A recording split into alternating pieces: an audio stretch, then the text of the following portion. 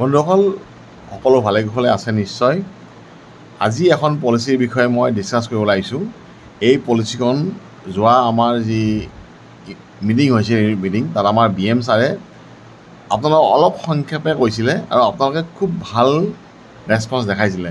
সেইকাৰণে মই এই পলিচিখন আপোনাক এবাৰ বুজাব বিচাৰিছোঁ, সকলোৱে এবাৰ ভালকৈ চাই লয় যেন। পলিচিখন হ'ল জীৱন লক্ষ্য, টেবুল নাম্বাৰ 933।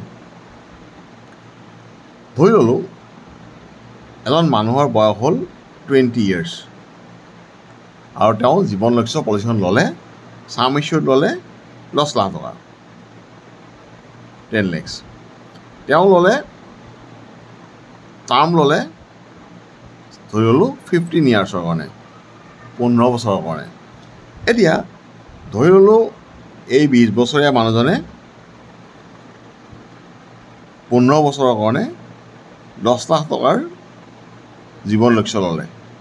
এতিয়া যদি 35 yearsলৈ মানুহজন জীয়াই থাকে, তেওঁৰ পলিচিখন মেচিউৰিটি হ'ব আৰু মেচিউৰিটি হ'লে বিশেষ একো সলনি নহয়, তেওঁক ছাম ইছ্যুৰ্ড প্লাছ বোনাছ দিয়া হ'ব।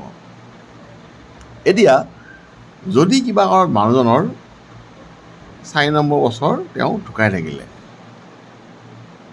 এতিয়া ইয়াত কি হ'ব? ঢুকোৱাৰ লগে লগে তেওঁক কিন্তু সম্পূৰ্ণ ক্লেইম দিয়া নহয়।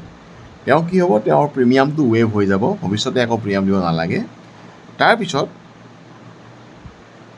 আমি সময় লৈছিলোঁ 15 বছৰ, তাৰে 4 বছৰ মানুহজন ঢুকাল, তো বাকী থাকিল 11 years। প্ৰত্যেক বছৰে আপোনাৰ 15 নম্বৰ বছৰলৈকে প্ৰত্যেক বছৰে ছাম ইছ্যুৰ্ডৰ 10%, মানে 1 লাখ টকাকৈ মানুহজনক দি থকা হ'ব। 5 নম্বৰ বছৰৰ পৰা 14 নম্বৰ বছৰলৈ তেওঁ প্ৰত্যেক বছৰে 1 লাখ টকাকৈ দিয়া হ'ব আৰু 15 নম্বৰ বছৰত তেওঁ আকৌ ছাম ইছ্যুৰ্ড মানে 10 লাখ টকা প্লাছ বোনাছ, ধৰি ল'লোঁ যে এৰাউণ্ড ধৰক 7 লাখমান টকা বোনাছ আহিব। তো এইখন হ'ল সাংক্ষেপে জীৱন লক্ষ্য পলিচি। যদি মানুহজন ঢুকাই যায়, তাৰ পৰা যিমান বছৰ বাকী ৰয় সেই বছৰ ছাম ইছ্যুৰ্ডৰ 10%কৈ দি থকা হয়। আকৌ মেচিউৰিটি ডেটত আকৌ ছাম ইছ্যুৰ্ড প্লাছ বোনাছ দিয়া হয়।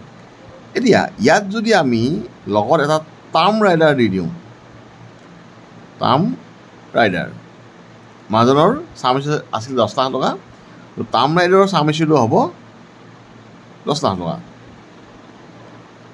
এতিয়া চাওক, এতিয়া কি হ'ব? যদি 4th year মানুহজন ঢুকাই যায়, যিহেতু তেওঁৰ টাৰ্ম ৰাইডাৰ আছে, তেওঁৰ ফেমিলিক লগে লগে 10 লাখ টকা দিয়া হ'ব। এইটো হ'ল ৰাইডাৰৰ বেনিফিট। বাকী পলিচিখনৰ বেনিফিটটো হ'ল কি? প্ৰত্যেক বছৰে 1 লাখকৈ পাই থাকিব আৰু 15 নম্বৰ বছৰত তেওঁক ছাম ইছ্যুৰ্ড প্লাছ বোনাছ, তো অলমষ্ট 17 লাখ টকা আকৌ দিয়া হ'ব। এই জীৱন লক্ষ্য পলিচিখন বৰ ভাল পলিচি।